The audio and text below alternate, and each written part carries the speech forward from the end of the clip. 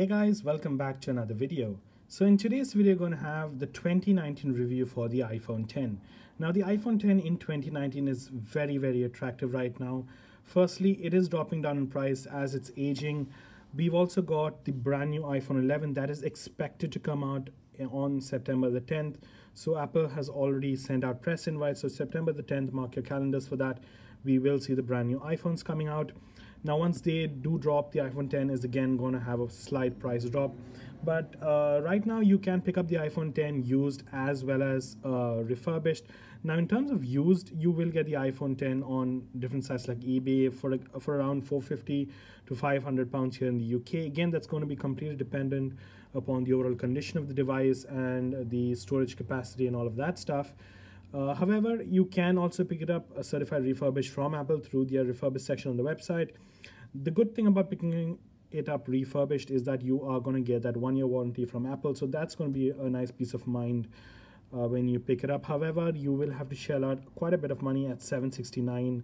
And in my frank opinion, $769 for an iPhone 10 in 2019. I mean, this phone came out all the way in 2017, and $769 right now for it isn't worth it. Frankly, in my opinion, I would use that money towards getting an iPhone 10R.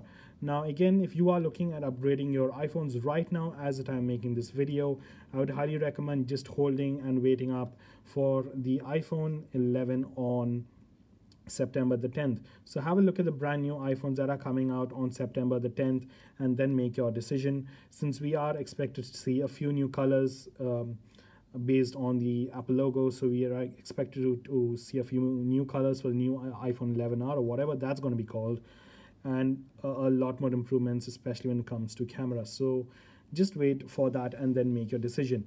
Now, another reason why the iPhone 10 is at a very attractive price point is that around that 450 to 500 pounds, it is even cheaper than the OnePlus 7 Pro and offers much more than the OnePlus 7 Pro ever could.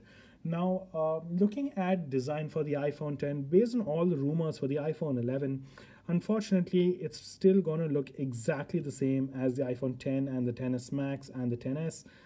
You're still going to have the big old notch at the top. The only difference the iPhone 11 is going to bring in terms of design is that it's going to have 3 lenses at the back.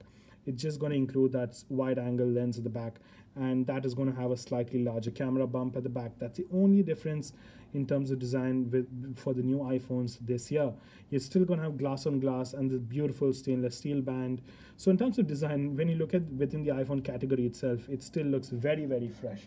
However, as I said, once you look at the competition for the market, things do start to look slightly dated. Now, when you bring in devices like the S10, the Note 10, the OnePlus 7 Pro with really good designs, things do start looking a bit outdated for the iPhone 10. Now the S10 and all the new phones that are going to come out in 2019 have moved away from the notch, and they're trying really innovative solutions like that punch hole display, and it really does impact overall experience while using these devices. Now again, people do say they do not interrupt, but I frankly prefer the punch hole than the notch from the iPhone.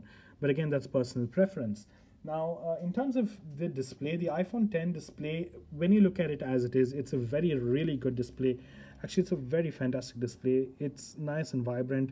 It does get really bright in outdoors, and you will not have any issues viewing the display of the iPhone 10 in broad daylight. Colors are nice and bright. The overall viewing angles of the display are also really good. Now, you do get True Tone with this display, and you also do get 3D Touch with the display.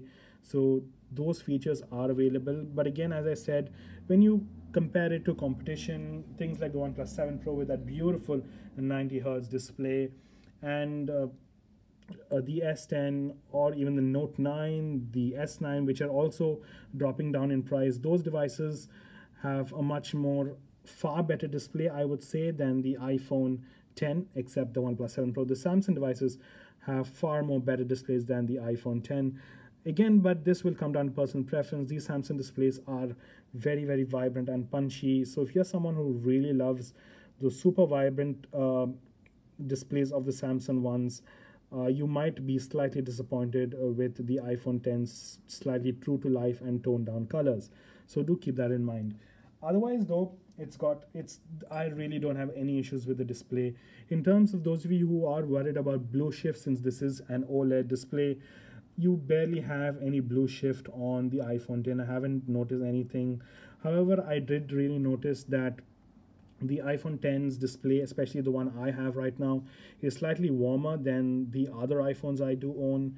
Also, the Galaxy S10, it's slightly warmer than all those devices. But in terms of blue shift, you barely notice any blue shift on the iPhone 10. So display quality is really, really nice. Now, moving ahead, in terms of performance and day-to-day usage, Apple A11 Bionic, 3 gigabytes of RAM. This is a beast. The Apple A11 is super fast. You're not going to notice any slowdowns. And for 2019 and for the next few years, it's going to be a really, really great performer. Now, currently I am running iOS 12.4. I did downgrade it 12.4 just yesterday, but before that I was using iOS 13 beta 9, after which we did get an update to iOS 13.1 beta 1.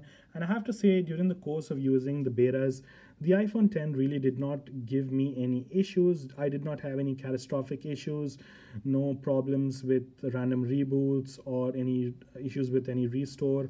Face ID worked perfectly. Now, obviously, since it was a beta, I did have slight niggling issues here and there. That's expected given that you are running beta software. But other than that, performance wise, I did not have any slowdowns or any issues like that. Also, furthermore, Apple did say that iOS 13 will be bringing slightly faster Apple speeds, and they also did say that they were able to improve the overall speed for Face ID. Now, I really did notice it's very slightly faster than on iOS 12, but you have to pay very close attention to that, and I don't think most of you will notice. But if you do pay attention, you will notice that it's just slightly a bit faster than iOS 12. But I'm sure that iOS 13 is going to perform really great on the iPhone 10, and you guys will really love it once it drops in September. Other than that, let's move into the camera section. The cameras of the iPhone 10 overall, in a nutshell, have been really nice, but I do have a few complaints and disappointments. Now, as we move forward in 2019, you will see a lot of smartphones that will come out with 3 lenses at the back. So right now we have the Galaxy S10, the Note 10, and we've got a whole bunch of smartphones that are going to come out with 3 lenses. Now, the only advantage of having a 3-lens camera is on the 3 lenses, you will get that wide-angle lens, which really does add to the overall photography experience. I've really had a lot of fun taking pictures with that wide angle lens, and it's been a really, really great time. You do capture really good images with that wide angle lens when just compared to the regular telephoto lens. But if you're someone who's not bothered about all of that, I really don't think that's going to make a difference. But just keep in mind that on the iPhone 10 you only have a regular shooter and a telephoto lens. Now, in terms of photo quality, it's perfect when you've got great lighting, when the overall daylight lighting is really good. You can also zoom into 2x. Now, the moment you start zooming in past 2x, you will start losing detail. Your noises your photos tend to start getting more grainy and noisy, especially when it comes to low light. Another complaint I did have with the iPhone 10 was portrait mode. Now, it's pretty sad to see that despite portrait mode being out of beta and despite updating to iOS 13, portrait mode hasn't really been a great option on the iPhone 10. Now, on the S10, portrait mode works really, really well. I did take this photo in broad daylight, direct sunlight almost. You can also see that lens flare right there, and the S10 really did a good job capturing that. However, the iPhone 10 really did struggle with that. It did have a lot of issues maintaining exposure and creating the bokeh effect, and overall it just wasn't a pleasant experience. How the S10 really, really did do a fantastic job and nailed the overall picture, and I'm really happy with that.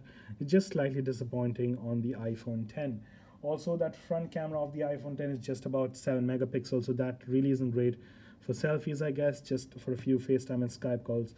So in that area, it was kind of a disappointment. But otherwise, overall, in terms of camera, the iPhone 10 still does take really good cameras and fantastic videos, really good photos, I meant, and fantastic videos.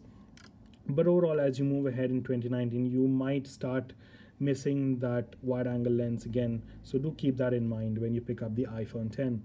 But another issue I did have was with battery life. Now the iPhone 10 came out with just about 2700 milliamp hour battery, and that's really not that great, but again, it's going to completely depend upon your usage. Now I've just got about 5 hours 4 minutes on screen, and that's really good given that my battery is at 80%. Now again, this is completely going to depend upon what you're using it for, but I have noticed that based on all of my usage data, I have noticed that about 5 to 6 p.m. in the evening you will have to top it up at least once throughout the day, again depending upon what you're doing. But the good thing is that since you've got that glass back, you will get wireless charging. The iPhone 10 also does support fast charging, but remember, you will have to pick out the accessory separately. So that's it, guys. The iPhone 10 for 2019 is still a very capable and attractive phone. Now as it's reducing in price, it's going to be much more accessible to people, and still does offer a lot of Apple's best features in my frank opinion, and still does make a very good buy for 2019. But just remember, you will be losing out on that camera as you move ahead. Also, in terms of design, it's still going to be pretty much the same, but overall the iPhone 10 gets a good approval for 2019. So that's it, guys. I hope you did like the video. If you did, hit that like button and that subscribe button, and let me know your thoughts and comments in the comment section below. And thank you so much for watching. I will see you in the next one.